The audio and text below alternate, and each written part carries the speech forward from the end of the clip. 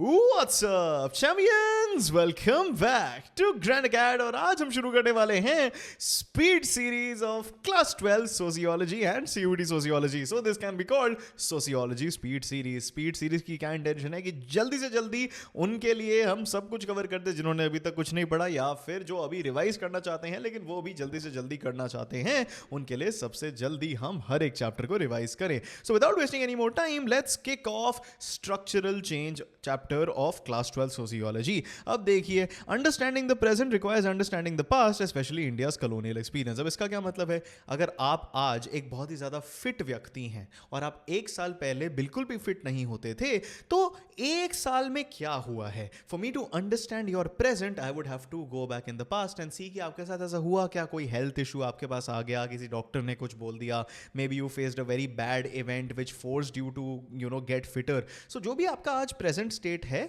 उसकी कोई ना कोई एक्सप्लेनेशन है इन the past. And that is not only true for individuals, that is true for companies, that is true for institutions and that is true especially for countries which we are talking about right now. So understanding the present requires understanding the past, especially India's colonial experience. अब अगर हम India की बात करें तो obviously we are not free from the beginning. We were under British rule. तो जो भी आज इंडिया का स्टेट है, the good things the bad things, उसमें कहीं ना कहीं कॉलोनियल लेगेसी का रोल है जो हम डिस्कस करने वाले हैं. Colonialism introduced modern ideas and institutions like democracy, freedom in paradoxical ways. मतलब उसमें इंटरनल लॉजिक तो बहुत ही ज्यादा आयरॉनिक और फनी है. मतलब हम इंडियंस हैं, हमने लिबर्टी का कॉन्सेप्ट तो वेस्ट से समझ लिया, क्योंकि देखो वेस्ट ही है जिसने ये सारी चीज़ें फिलोसोफाइज करी हैं. लिबर्टी हो गई, ऑटोनॉमी हो गई, ह्यूमनिज्म हो गया, ये सारी चीज़ें यूरोप से आती हैं, अमेरिका से आती हैं. ठीक है, these were not a part of eastern philosophy. तो हमने as Indians living in the eastern side of the world we have learn about liberty from the west. लेकिन the west is the same entity that took our liberty from us. तो इसमें आप देख रहे हैं कितनी ज्यादा आयरनी की बात है ये. We learned about freedom and liberty from the very people that took it from us. Modern structures हैं जिनके थ्रू अब इंडिया ऑर्गेनाइज होती है, लाइक पार्लियामेंट्री डेमोक्रेसी, जिसमें हम एक कॉन्स्टिट्यूएंसी के मेंबर ऑफ पार्लियामेंट को चुनते हैं जो पार्लियामेंट में जाके उस कॉन्स्टिट्यूएंसी की आवाज़ उठाते हैं. पुलिस हो गई, हमारा एजुकेशन सिस्टम हो गया जिसमें हम यूनिफॉर्म्स पहनते हैं, which are obviously part of British legacies. Legal system, our constitution itself has a lot of inspiration from a lot of western countries. They were all built on British models. So everything that we consider Indian today has a sizable amount of British influence. Everydays के examples देख लो जो हमें NCERT बताती है. Cutlets, कभी अगर आपने Indian railways में ट्रैवल किया सुबह सुबह तो वेज ब्रेकफास्ट में कटलेट सर्व होते हैं. Railways another area of modern society in India जिसमें बहुत ही ज़्यादा ब्रिटिश इन्फ्लुएंस हमें दिखता है. नेक टाइज होती हैं स्कूल यूनिफॉर्म्स में, another British thing. Driving on the left side of the road, कई कंट्रीज राइट साइड में ड्राइव करती हैं. जैसे हमारे यहाँ पे जो कार सीट होती है, जो ड्राइवर सीट होती है, वो राइट साइड पे होती है because we drive on the left side of the road. ठीक है, अगर आप अमेरिका चले जाओगे जो कार सीट होती है वो लेफ्ट साइड पे होती है and they drive on the right side of the road. ठीक है, English biscuits, Britannia company, all of these are lingering effects of colonialism. I mean the company Britannia, the company Parle. We often admire the West as often presented. ये हम NCERT में देखते हैं. This is a very very important line. मतलब as modern Indians, हम जब West को देखते हैं, we idealize them. We look at lavish lifestyles, we look at English pop music, we look at English fashion, we look at English movies, and we admire their lifestyle, we admire their culture. But at the same time we also resent them. Resent मतलब हमारे अंदर थोड़ी अंदर से घृणा होती है because ये वही लोग हैं जिन्होंने हमें कॉलोनाइज कर रखा था, जिन्होंने हमें अनसिविलाइज्ड माना था. So our relationship with the west is a situationship. It is very hot and cold. English language की बात कर लेते हैं. अब देखो, this medium of instruction is also English. English language is obviously taken from the English people, England के लोग. It is a key example of colonial legacy with multiple effects. इससे आपका question आ सकता है in boards and CUET, वो देख लेते हैं इसके effects क्या हैं. It has created a class of Indians fluent in English and literature and communication. कि भाई not only do they speak English, वो English में literature पढ़ते हैं and they are very fluent in communicating in English. तो ये एक certain section of society बन गया है इंडिया में. This is not true for every person in India. Has given access to global job markets. BPOs की बात कर लो, एसए स्कोरिंग की बात कर लो, ये दोनों एनसीईआरटी के एग्जांपल्स हैं कि जब आप इंग्लिश बोल पाते हो, because English is the most widely spoken language in the world as well as the most spoken language in the world.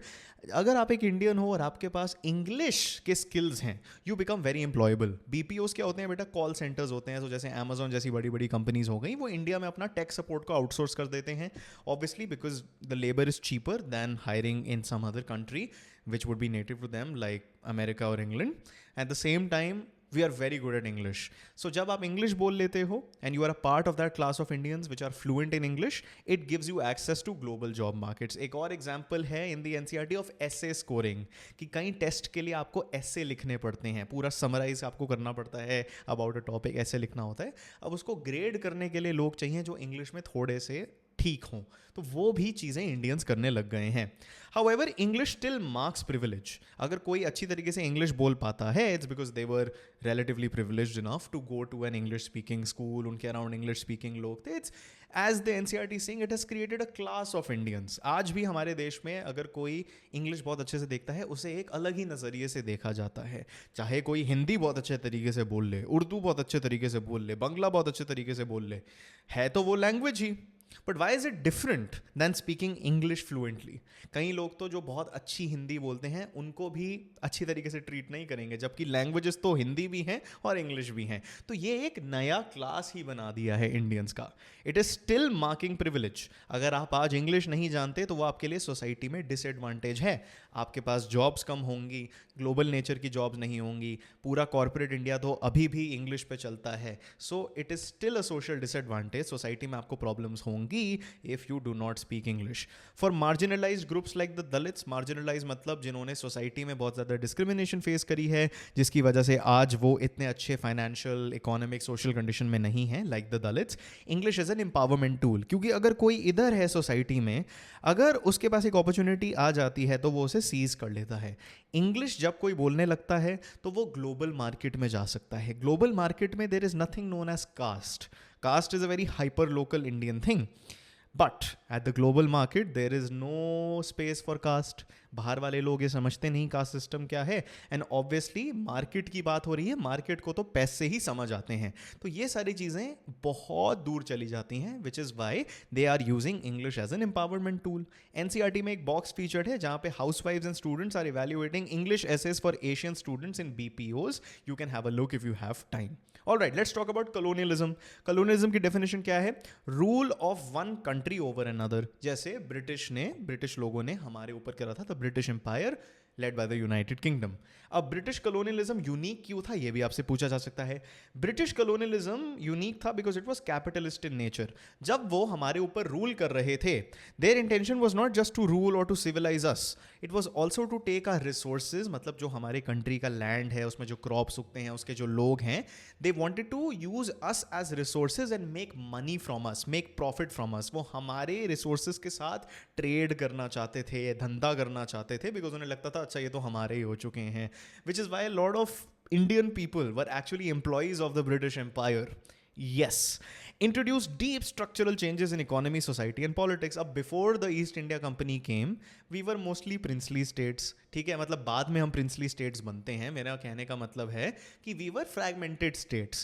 But more or less एक common organization system होता था. जब ब्रिटिश आते हैं, अपने आप को बना देते हैं, तब जाके princely states हम बन जाते हैं, with a few other exceptional cases. But regardless, what I'm trying to say here is, हमारी जो इकोनॉमी थी, सोसाइटी थी, पॉलिटिक्स में इररिस्पेक्टिव ऑफ स्टेट मोर और लेस सिमिलर होती है.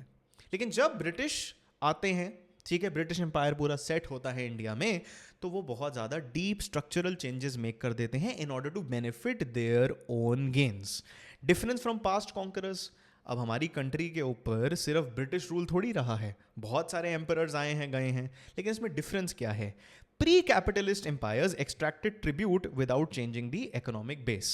So British Empire से पहले जो rulers आते थे, which are known as pre-capitalist empires because it is only the East India Company that introduces capitalism in India, वो पैसे निकाल लेते थे लेकिन इकोनॉमिक सिस्टम को चेंज नहीं करते थे. So that is why this chapter is called structural change, because it started with the British. British capitalism reshaped land laws, crops, industry and forest. Class 12 में आपका इंडिगो चैप्टर है, वो इससे relate करता है। तो ये जो ब्रिटिश एम्पायर है ना बेटा, इनको सिर्फ पैसे से मतलब नहीं था। They wanted to change everything about our country. They wanted to change the culture, the language, because जितना आप ऑप्रेस करके चेंज कर सकते हो स्ट्रक्चर को, that is going to go way far then just telling someone कि मेरी बात मान ले। ठीक है, do you get what I mean to say? Version A, ओ भाई मेरी बात मान। वर्जन 2, आप किसी को इतना ज़्यादा गैस लाइट कर दो कि उसे लगे कि आपकी बात ही ठीक है। The latter, the second option, gaslighting, is what structural change is. So this is how the British Empire was different from the past conquerors that we are speaking of. अब स्ट्रक्चरल इंटरवेंशंस क्या करी British rule ने? सबसे पहली चीज, land ownership के laws बदल दिए। नंबर 2, जो हमारे खेत होते थे उधर सारे खेतों वालों को बता दिया कि भाई हम ही डिसाइड करेंगे क्या क्रॉप्स उगेंगे। तो टी प्लांटेशंस इसका एक एग्जांपल है। दे इंटरवीन्ड इन मैन्युफैक्चरिंग। तो जहां पे भी मैन्युफैक्चरिंग यूनिट्स होते थे वो कहते थे ये क्या तुम इंडियन टेक्सटाइल्स उगा रहे हो, ना ना ना ये नहीं बनाने भाई, निकलो यहाँ से, जो हम कह रहे हैं वही करो। क्लियर्ड फॉरेस्ट, ठीक है, डिफॉरेस्टेशन करी। काफ़ी इससे आदिवासी लोग भी अफेक्ट होते हैं because they were living with in them. Past forest acts and affected pastoralists. तो ये सब आपको लिख के आना है, थोड़ा सा एलैबोरेट आप कर सकते हो इन द बोर्ड एग्जाम। अब हम बात कर लेते हैं पॉपुलेशन मूवमेंट की। बहुत ज़्यादा इंपॉर्टेंट पार्ट है इस चैप्टर का। पॉपुलेशन मूवमेंट बहुत सिंपल है, जब एक टाइप ऑफ लोग एक जगह से दूसरी जगह चले जाते हैं, उसकी बात हम इधर कर रहे हैं। तो उसकी एक टाइप होती है इंटरनल माइग्रेशन, ठीक है, जब आप इंडिया में ही एक जगह से दूसरी जगह चले जाते हो। अब जैसे आप लोग कोने कोने से हो गए इंडिया से, लेकिन आप लोग अगर दिल्ली यूनिवर्सिटी जाना चाहते हो तो आपको दिल्ली तो आना ही पड़ेगा। तो यहाँ पे अगर कोई इंसान झारखंड से असम जा रहा है फॉर टी प्लांटेशन वर्क, तो ये इंटरनल माइग्रेशन हो गई है। Internal migration can happen for variety of reasons, ठीक है, जॉब हो गई, एजुकेशन हो गई, नेसेसिटी हो गई, कुछ भी हो सकता है। अब जो मिडिल क्लास है, it was spread across colonial India, doctors, lawyers. इसका मतलब है कि कोने कोने के इंडिया में आपको दिख जाते थे when the colonial rule was there, when it comes to very skilled professionals. So this was the middle class of the imperial India. Indentured labour क्या होती है बेटा? जब इधर का कोई इंसान चला जाता है बाहर, ठीक है, in order for them to secure good work. तो ब्रिटिश एरा के टाइम काफ़ी सारे इंडियंस थे जो अफ्रीका चले गए, कैरेबियन रीजन में चले गए, साउथ ईस्ट एशिया में चले गए, लुकिंग फॉर वर्क, बिकॉज वहाँ पे बहुत ज़्यादा फिजिकल लेबर की डिमांड होती थी। अब काफ़ी लोग, जैसे कहीं बहुत ज़्यादा साइजेबल इंडियन पॉपुलेशन है मॉरिशस में, ठीक है, जो अफ्रीका में आता है, many of them could not return. उन्होंने अपनी पूरी ज़िंदगी अफ्रीका में निकाल दी, पूरी ज़िंदगी साउथ ईस्ट एशिया में निकाल दी, वेस्ट इंडीज़ में निकाल दी। Their descendants are now called people of Indian origin। मतलब वो लोग जो इंडिया से बहुत पहले चले गए थे, उन्होंने उधर ही अपना होम बना लिया, उधर ही वो बस गए, उधर ही उन्होंने बच्चे पैदा कर लिए। उनके जो बच्चे हैं, फिर उनके जो बच्चे हैं, मतलब उनके जो डिसेंडेंट्स हैं, उनकी जो फैमिली लीनियज में लोग आते हैं, उन्हें बोला जाता है पीपल ऑफ इंडियन ऑरिजिन। यहाँ पे बॉक्स 1.1 है। Between 1834 to 1920, ships carried workers from Bihar to Mauritius for plantation work। ठीक है, मॉरिशस में बहुत ही ज़्यादा साइजेबल इंडियन पॉपुलेशन है। इनफैक्ट अगर आप मॉरिशस के डेमोग्राफिक्स देखोगे, you will be very surprised. एक बार ज़रूर देखना if you are into that kind of stuff. अब हम बात करते हैं capitalism's relation with nation states.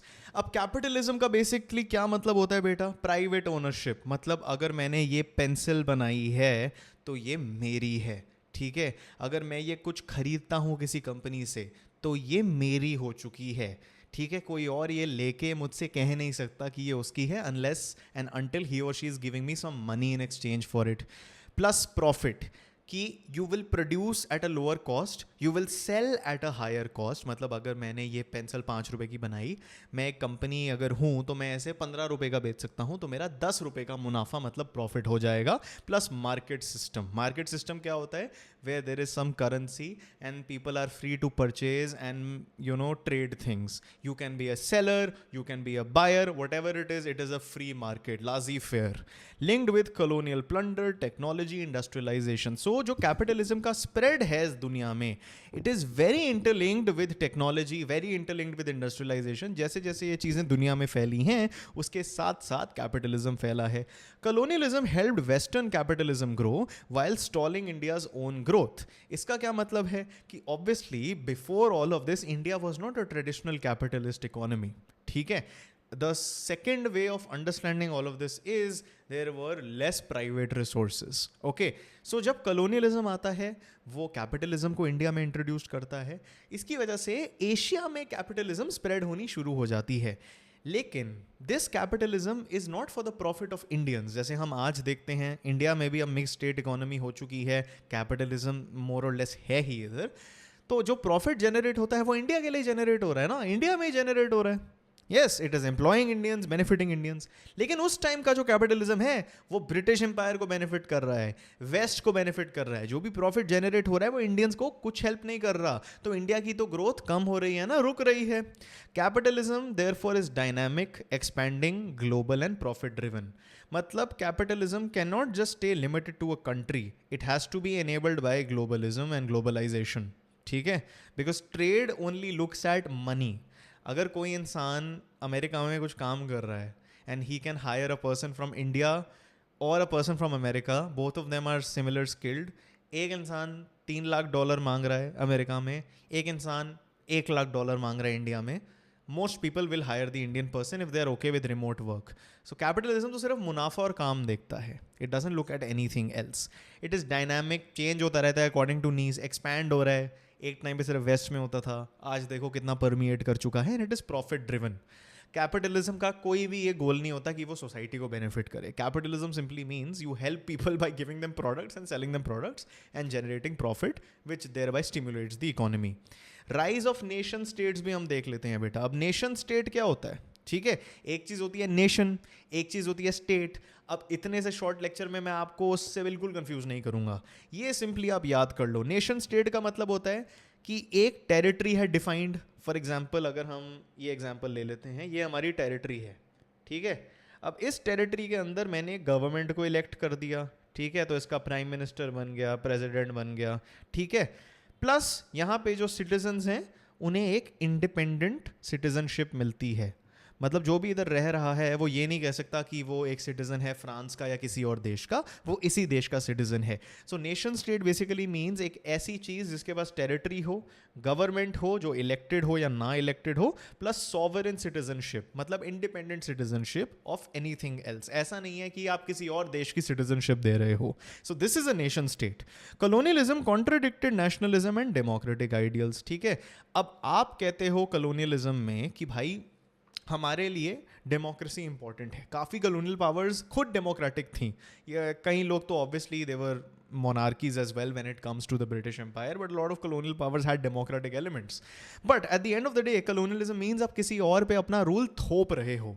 तो थोपना तो डेमोक्रेटिक नहीं हो सकता, थोपना तो नेशनलिज्म भी नहीं हो सकता. बिकॉज अगर आप नेशनलिस्टिक हो तो आप सिर्फ अपने लोगों के बेनिफिट के लिए काम करोगे ना.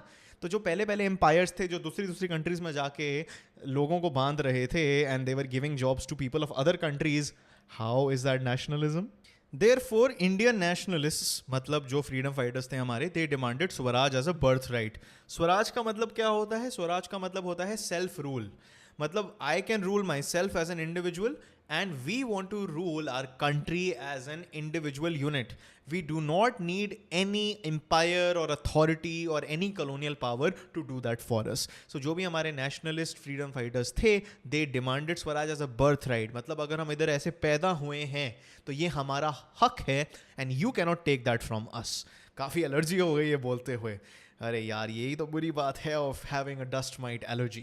Machine production using steam slash electric power. अब देखो बेटा, जैसे जैसे दुनिया में इलेक्ट्रिसिटी आ जाती है, ठीक है, चीज़ें मैकेनाइज होनी शुरू हो जाती हैं तो प्रोडक्शन बढ़ जाती है. आप इससे ये बेसिक चीज़ समझ लो. वेस्टर्न सोसाइटीज़ में एक शिफ्ट आ गया था during this time period from agrarian to urban industrial life. Agrarian का क्या मतलब होता है? एग्रेरियन का मतलब होता है primarily an agricultural based economy. Most people are somehow involve in agriculture. India में ये अभी भी है. So it was a shift from agrarian to urban industrial life. People started working in factories या विद इन फैक्ट्रीज या for factories focused on production.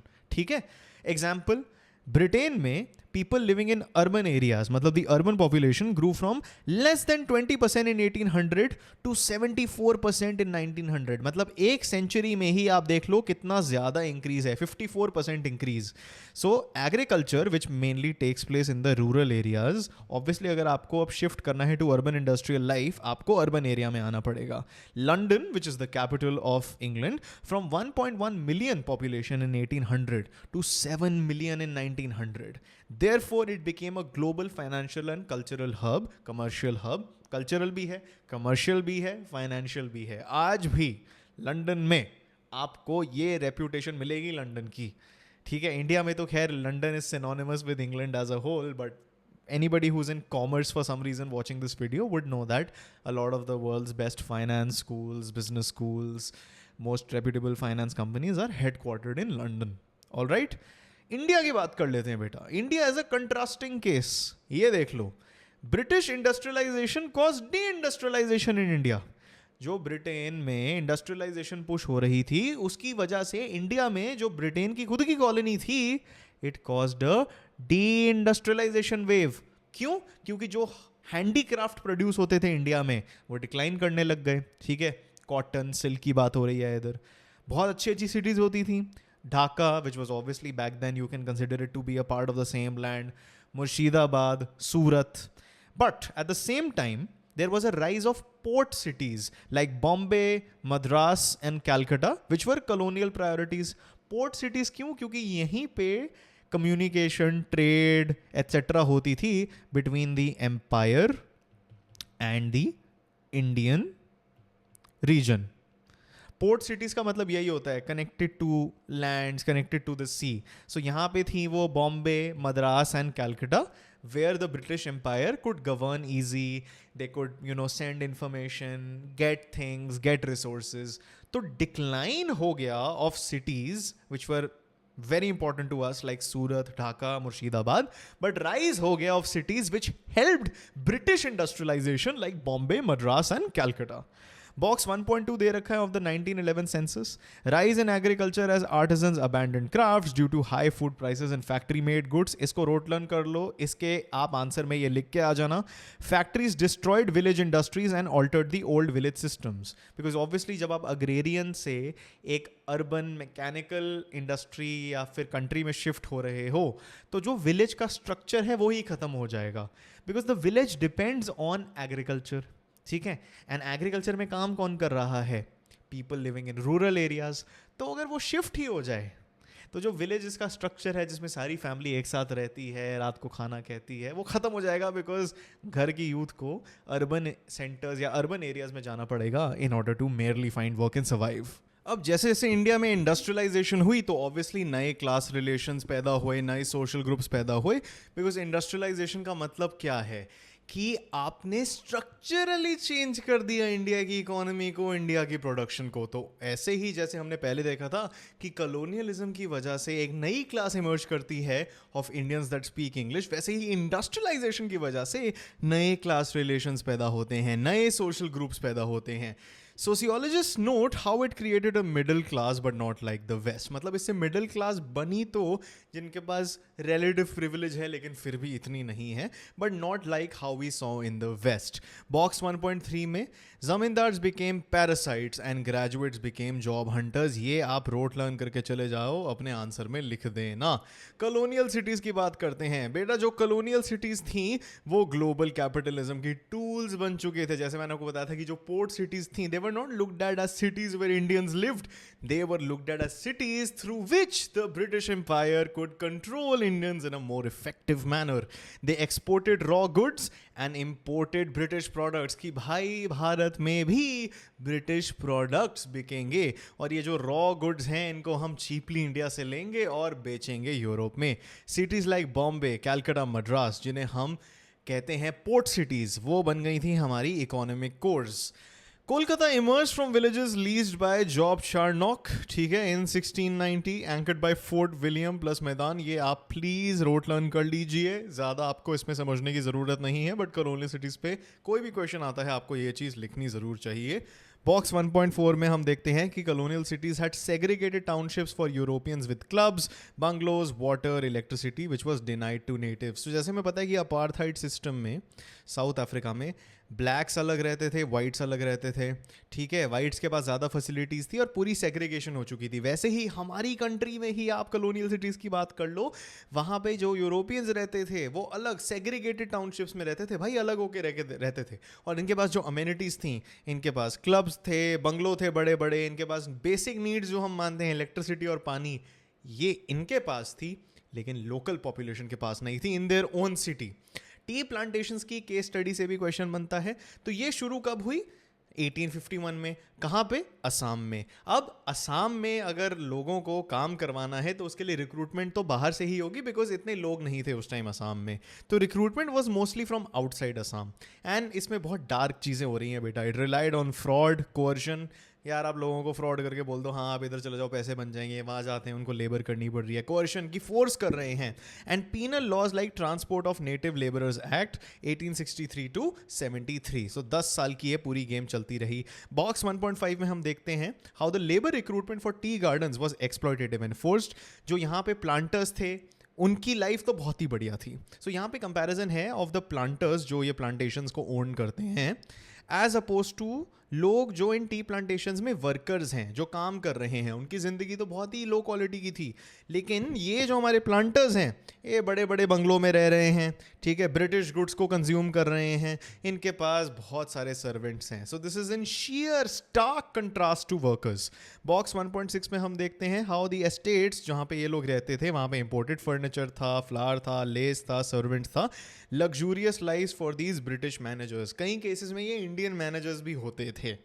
अब बात कर लेते हैं इंडस्ट्रियलाइजेशन इन इंडिपेंडेंट इंडिया।